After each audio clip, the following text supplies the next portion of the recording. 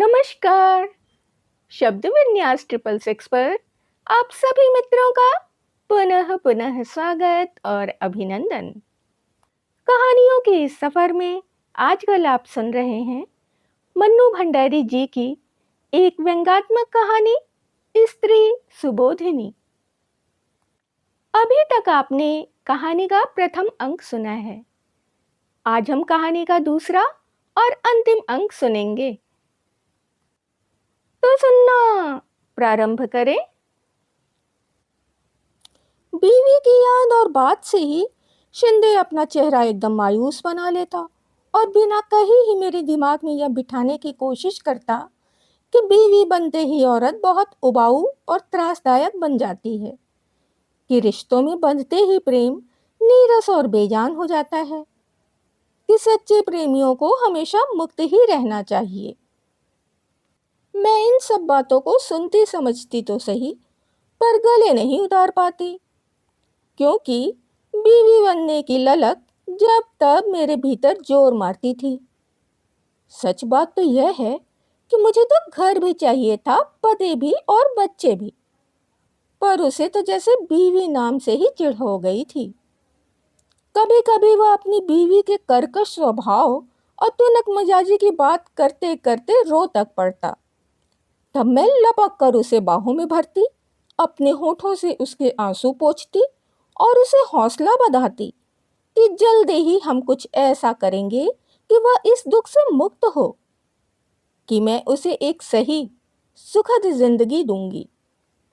यह आश्वासन उसके लिए कम, मेरे अपने लिए ज्यादा होता था। दिन सरकते जा रहे थे और अपने प्रेम के तरीके में क्रांतिकारी परिवर्तन लाने के बावजूद स्थिति जहां की तहां थी। यानी मैं अपने हॉस्टल के कमरे में बंद, शिंदे अपनी बीवी की मुट्ठी में। साल भर पहले का जागा आत्मविश्वास फिर डगमगाने लगा और मुझे लगा कि अब कोई धांसू कार्यक्रम अपनाना पड़ेगा। आज सोचती हूँ तो अपने पर ही सौ सौ धिक्कार के साथ आश्चर्य भी होता है कि कैसे मेरी बुद्धि पर ऐसा मोटा पर्दा पड़ गया था कि यह भी नहीं सोच सकी कि उसकी बीवी भी आखिर मेरी ही तरह एक स्त्री है, अपने पति के छलावे और मक्कारी की शिकार। पर नहीं, यह तो तब समझ में आया जब उसकी मक्कारी ने मुझे तबाही के कगार पर ला पटका। झूठ नहीं बोलूंगी, उस समय तो उसके प्रेम में अंधी होने के कारण वह जो कुछ भी कहता समझाता मुझे उस पर पूरा यकीन ही नहीं होता, बल्कि मैं भी उसी की तरह दुनिया भर के छल छंद सोचा करती। तभी तो मैंने सोचा कि उसकी बीवी को हमारे प्रेम प्रसंग की जानकारी तो अवश्य होगी, वह काफी दुखी भी होगी। क्यों ना मैं जब तब वहां उपस्थित होकर उसके त्रास को इतना बढ़ा दूं कि वह खुद ही इस अपमानजनक स्थिति को नकार कर अलग हो जाए। रकीब को सामने देखकर अच्छों अच्छों के हौसले पस्त हो जाते हैं।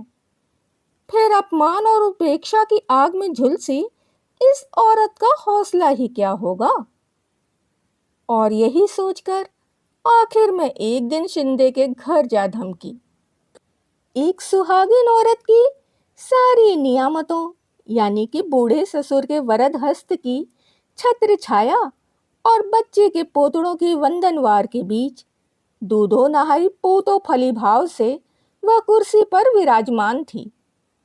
मुझे देखकर उसके चेहरे पर किसी तरह का कोई विकार नहीं आया, बस सहजता में लिपटा एक प्रश्नवाचक उभरा और हरखू, इन्हें बिठाओ और साहब से बोलो कोई मिलने आया है, के साथ मिला गया।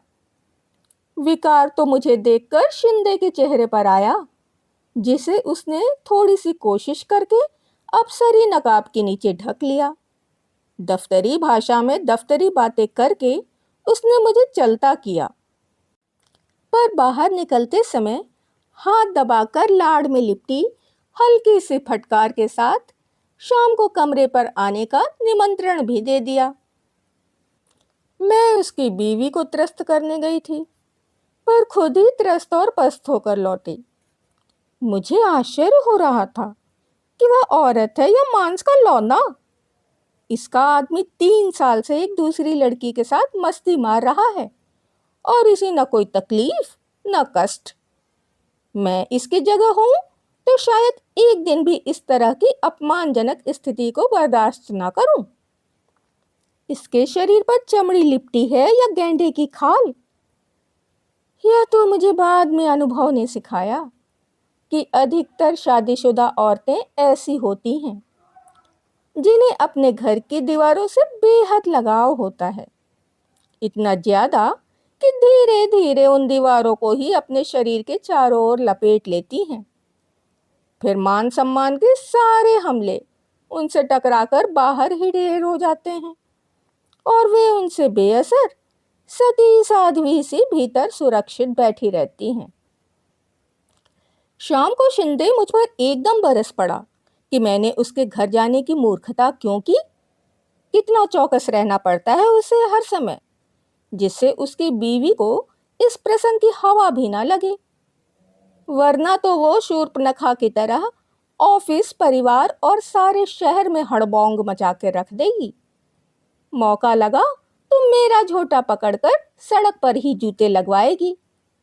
और बड़ी चालाकी से उसने मेरे मन में अपनी पत्नी के लिए, जिसे वह अक्सर कोतवाल कहता था, ढेर सारी नफरत और आक्रोश भर दिया।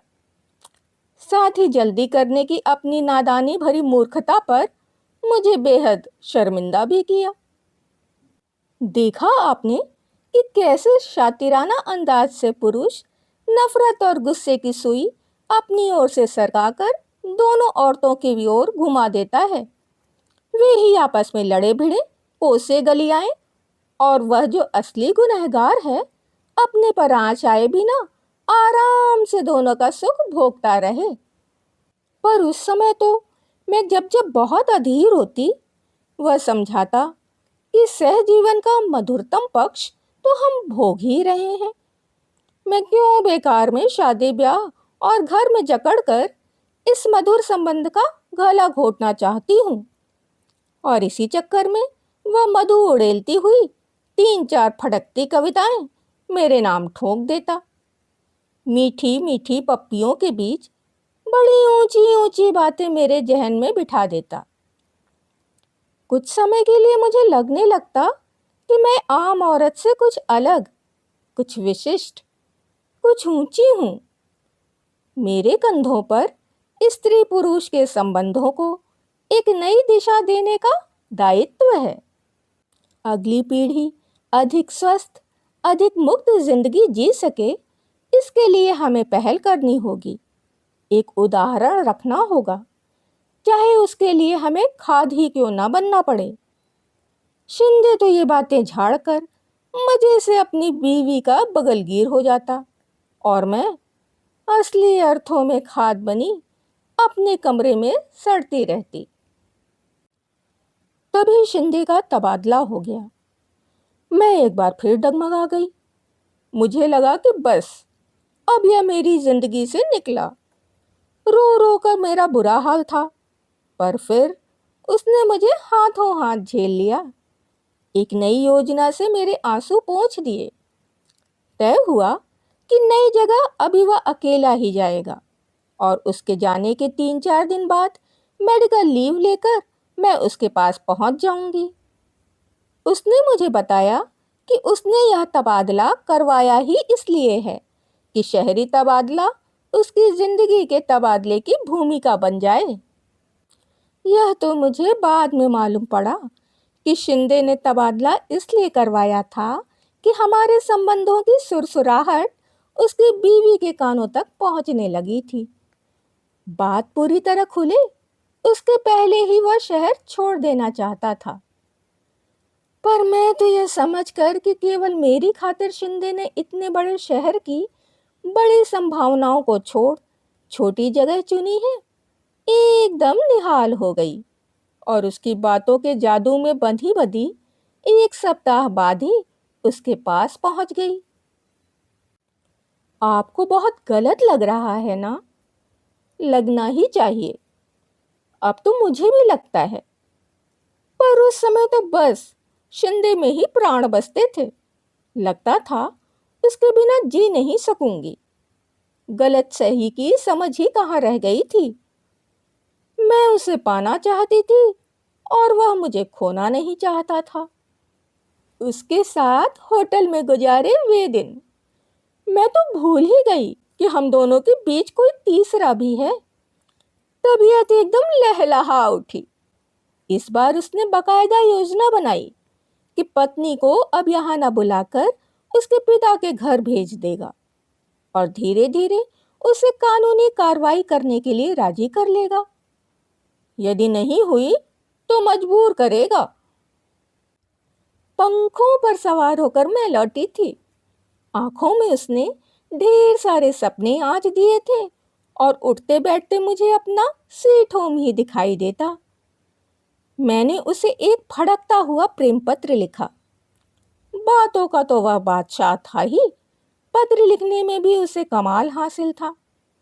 शरीरों में जो दूरी आ गई थी उसे वह पत्रों की भाषा में पाठता रहा। पत्रों में मुझे वह दिव्य प्रेम का दर्शन समझाता।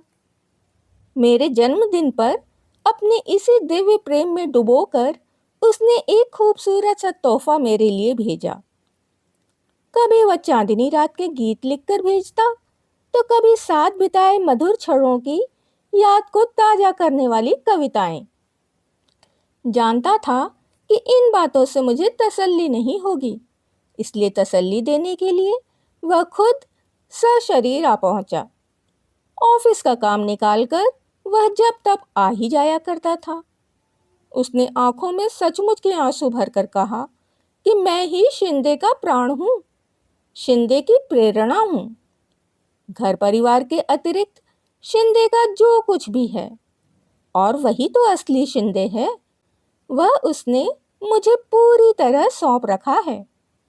और तुरंत उसने अपनी बात का प्रमाण पेश कर दिया। मुझे समर्पित किया हुआ अपना नया कविता संग्रह। हाथ से लिखा हुआ था, प्राण को। उसकी प्रेरणा और प्राण बनने का हश्र यह हुआ कि वह तो दिन दूना रात चौगुना फलता फूलता रहा। धन, यश, सफलता, मान सम्मान सभी का मालिक, और मैं भीतर ही भीतर झुलस कर काठ का कुंदा हो गई। सबों से मरी, मुरझाई, टूटी और पस्त। मैं समझ गई कि मैं बुरी तरह ठगी गई हूँ। धीरे धीरे उम्र की बढ़ोतरी और ऑफिस और दुनियादारी की निरंतर बढ़ती जिम्मेदारियों के बीच शिंदे की रोमानी जरूरत घटती चली गई। परिणाम यह हुआ कि हमारे बीच चलने वाले पत्रों की संख्या कम और मजमून मौसम के सर्द गर्द होने पर आकर टिक गया। और फिर एक दिन उसके पास से गृह प्रवेश का निमंत्रण पत्र मिला। जाने का कोई तुक नहीं था, फिर भी मैं चली गई, महज सारी स्थिति का जायजा लेने के लिए। लंबा चौड़ा आधुनिक ढंग का बना हुआ मकान, लगदग फर्नीचर। बीवी निकल कर आई तो लगा यह कोई दूसरी औरत है। शरीर पर चर्बी की 3-4 परतें चढ़ी हुई और परम तृप्ति का एक डकार भाव सारे चेहरे पर पुता हुआ। 8 साल का एक सुंदर सा बच्चा भी निकल कर आया। लगा जैसे शिंदे ने ही अपने को पूरी तरह उड़ेल दिया हो उसमें, हूबहू शिंदे। और मेरा मन हो रहा था कि शिंदे के दोनों कंधे झकझोर कर पूछूं, रामधुन की तरह तुम मेरी हो, तुम मेरी हो, कि रट लगाने वाले शिंदे साहब, बताइए तो आपकी जिंदगी के इस सारे ताम झाम में मैं कहाँ हूँ, मैं कितनी हूँ। पर पूछकर अब होना ही क्या था। मैं लौट आई इस एहसास के साथ कि प्रेम के इस खेल में वह सधे हुए खिलाड़ी की तरह खेला और मैं निहायत अनाड़ी की तरह। 8 साल तक चलने वाला प्रेम प्रसंग महज एक खिलवाड़ था, जिसकी बाजी बड़ी होशियारी से शिंदे ने बाटी। भ्रमजाल के कटते ही नजर साफ हुई तो बाजी में बटे हुए पत्तों का वह नक्शा रह रहकर आंखों के सामने उभरने लगा। तुरुप का इक्का यानी घर उसके पास, तुरुप का बादशाह यानी बच्चा उसके पास, तुरुप की बेगम यानी बीवी और प्रेम करने के लिए प्रेमिका उसके पास, तुरुप का गुलाम यानी नौकर चाकर गाड़ी बंगला उसके पास। लब बोल हुआ भैया कि तुरुप के सारे पत्ते उसके पास और मुझे मिले उसके दिए हुए छक्के पंजे, यानी टोटके की तरह पुड़िया में बंधे, दार्शनिक लफबाजी में लिपटे हवाई प्यार के चंद जुमले। इन टटपुजिया पत्तों के सहारे मैं ज़्यादा से ज़्यादा इतना ही कर सकती थी कि जिंदगी भर उसकी पूंछ पकड़े रहती और उसे ही अपनी उपलब्धि समझ समझकर संतोष करती। मन बहुत घबराता तो उसे पूंछ से हवा करके उसके साथ बिताए मधुर क्षणों पर जमी समय की धूल उड़ाकर कुछ समय के लिए अपना खालीपन भर लेती। पर भला बताइए, इससे कहीं जिंदगी चल सकती है? यह तो लाख लाख शुक्र है खुदा का कि मेरी तहस नहस जिंदगी को नए सिरे से संवारने के लिए। लेकिन छोड़िए, इस प्रसंग की कोई जरूरत नहीं। निहायत हवाई बातें पल्ले से बांधे बांधे मैंने अपनी जिंदगी को बर्बादी के कगार पर ला पटका था। अब चाहती हूँ ठेठ दुनियादारी की बातें अपनी हजार हजार मासूम किशोरी बहनों के पल्ले से बांध दूं, जिससे वह मेरी तरह भटकने से बच जाएं। पहला, इस देश में प्रेम के बीज मन और शरीर की पवित्र भूमि में नहीं, ठेठ घर परिवार की उपजाऊ भूमि में ही फलते फूलते हैं। दूसरा, भूल कर भी शादीशुदा आदमी के प्रेम में मत पड़िए। दिव्य और महान प्रेम की खातिर बीवी बच्चों को दांव पर लगाने वाले प्रेम वीरों की यहाँ पैदावार ही नहीं होती। दो नावों पर पैर रखकर चलने वाले शूरवीर जरूर सरेआम मिल जाएंगे। तीसरा, हाँ, शादीशुदा औरतें चाहें तो भले ही शादीशुदा आदमी से प्रेम कर लें। जब तक चाहा प्रेम किया, मन भर गया तो लौट कर अपने खूंटे पर। चौथा, ना कोई डर ना घोटाला, जब प्रेम में लगा हो शादी का ताला। अभी आप सुन रहे थे मन्नू भंडारी जी की एक हास्य व्यंग्य रचना स्त्री सुबोधिनी। कहानी और प्रस्तुतिकरण यदि पसंद आ रहा हो तो आप लाइक कर सकते हैं, मित्रों और परिवारजनों में शेयर कर सकते हैं। नए सदस्य चैनल को सब्सक्राइब कर लें और बेल आइकन को दबाना बिल्कुल भी ना भूलें। अपने विचार और सुझाव कमेंट्स के जरिए हम तक आने दें। अभी के लिए विदा। शुक्रिया।